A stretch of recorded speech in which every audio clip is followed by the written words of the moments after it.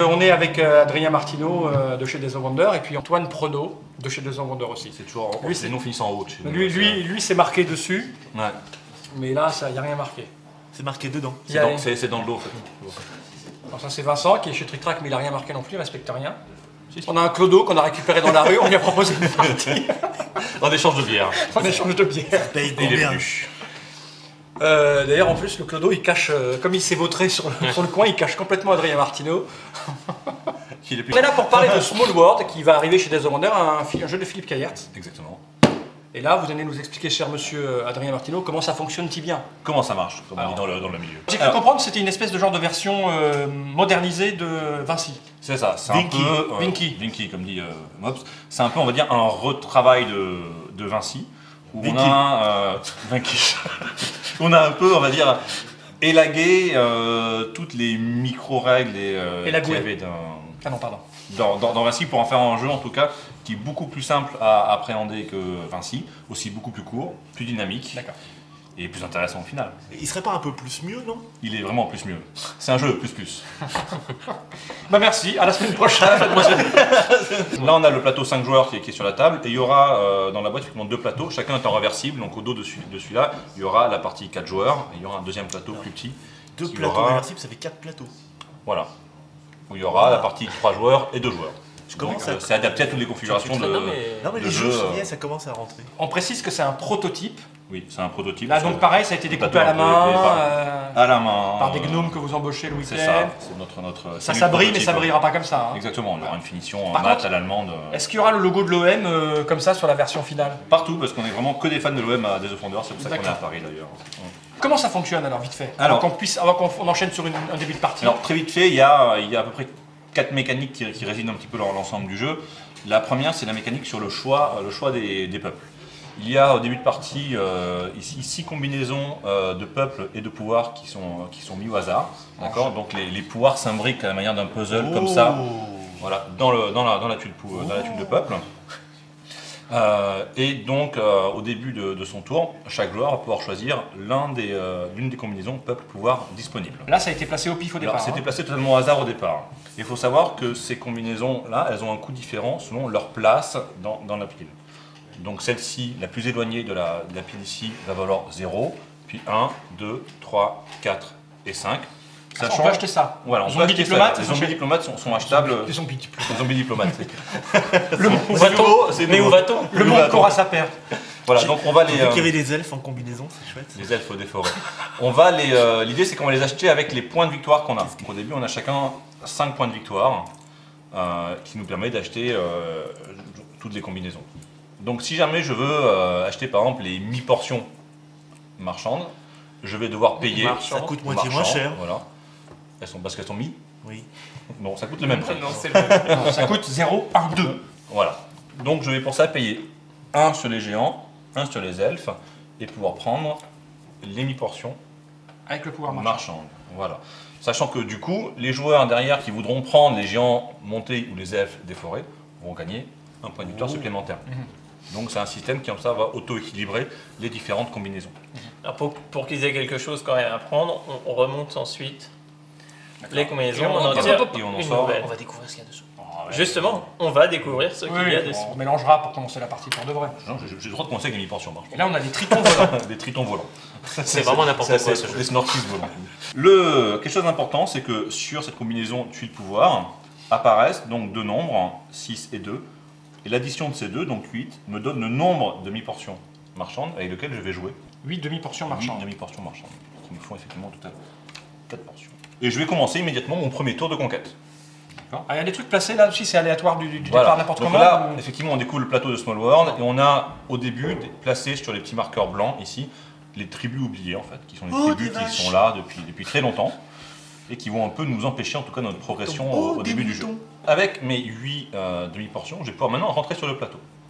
Je rentre seulement sur les cases qui bordent le plateau ou les cases côtières ici. D'accord. Donc j'exclus je ne peux pas rentrer par le lac central, mais je peux rentrer par la petite mer qui est ici. Les mi-portions ont un pouvoir, on va dire, c'est les pouvoirs, les mi-portions, elles peuvent rentrer n'importe où sur le plateau. Alors chaque peuple a un espèce pouvoir. A un pouvoir qui est dessiné là-dessus en fait. Et en plus, elle a un pouvoir aléatoire qui est associé. D'accord. Voilà. Donc les mi-portions me donnent le droit de rentrer n'importe où sur le plateau. Une case vide que je conquiers, elle me coûte 2 jetons pour rentrer dedans. Mettons, je vais rentrer ici. 2 jetons. Ça, c'est parce que tu es à une demi-portion. Exactement, Sinon, une demi-portion. Suite à cette conquête-là, je vais pouvoir conquérir les zones adjacentes. Tu te répands. Je me répands, je m'étale. Chaque jeton présent dans une case augmente de 1 le nombre de jetons qu'il me faut pour rentrer. Voilà. Donc là, du coup, je dois rentrer à 2 plus 1, 3. D'accord. Je continue à me répandre. Mettons, allez ici, qui me coûte aussi 3. Une fois que j'ai fait, que je suis rentré dans les territoires, là je n'ai plus, donc je ne peux plus m'étendre. J'ai un pouvoir spécial qui est lié aux mi-portions, c'est que j'ai le droit de placer La comté.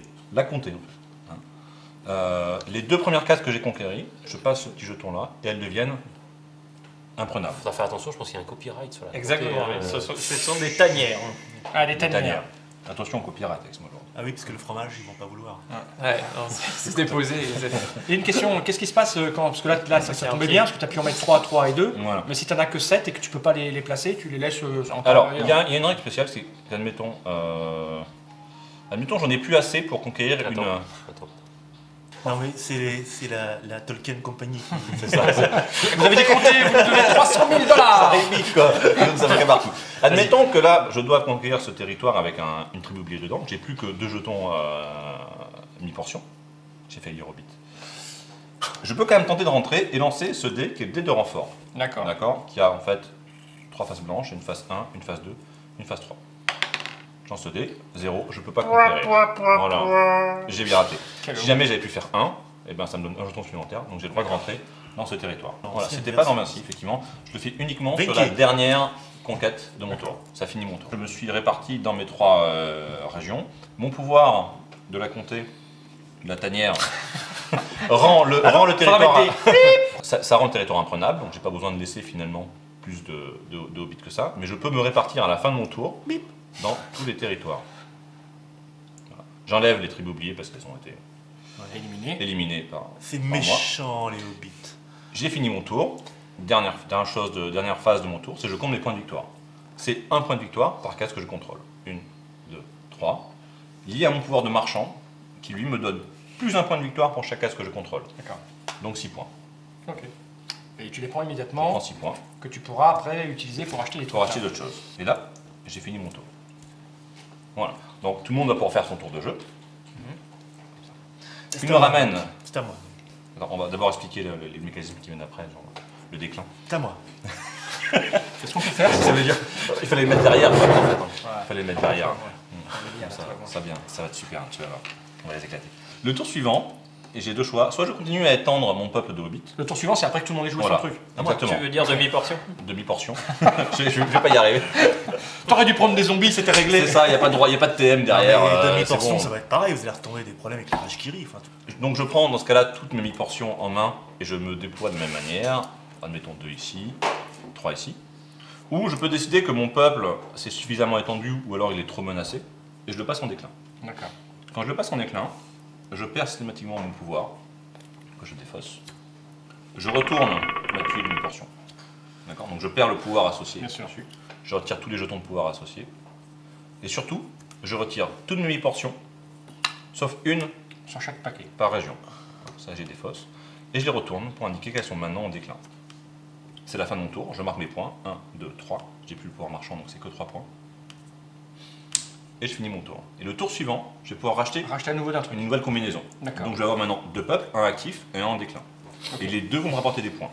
Bien sûr, le peuple en déclin ne peut plus bouger. Il est figé. Il va Oui. pouvoir se faire conquérir par d'autres personnes, par d'autres joueurs, mais il est totalement figé. Mais les 2 me rapportent des points. il continue. Et alors, moi je me souviens, parce que je suis vieux, dans Vinky, il y avait des histoires de peuples coupés. Il fallait qu'ils soient Voilà. homogènes. Il y avait dans Vinci, il y avait une règle de cohésion d'empire qui n'existe plus ici. Donc il n'y a plus de règle de cohésion d'empire. Ouais. Il n'y a plus de notion de peuple en déclin et peuple actif adjacent. D'accord, je peux avoir un peuple actif Eh ben, qui est près de mon peuple en déclin. Eh ben, chose je vais comme te dire, ça, c'est quoi. aussi bien. Voilà. C'est à moi de jouer. Est-ce que tu peux rentrer sur des... Parce que là, on arrive sur des trucs en déclin qu'on peut conquérir, sur des cases où il y a déjà des gens, mais qui sont là juste du début de partie. Quand tu te développes sur des cases où il y a déjà un joueur, il y a des batailles ou... Et admettons, les géants veulent rentrer là où il y a déjà une demi-portion. Même règle que tout à l'heure. 2 pour entrer dans une case, plus un pion, parce qu'il y a un jeton, et dans ce cas-là, La demi-portion va se zapper. voilà.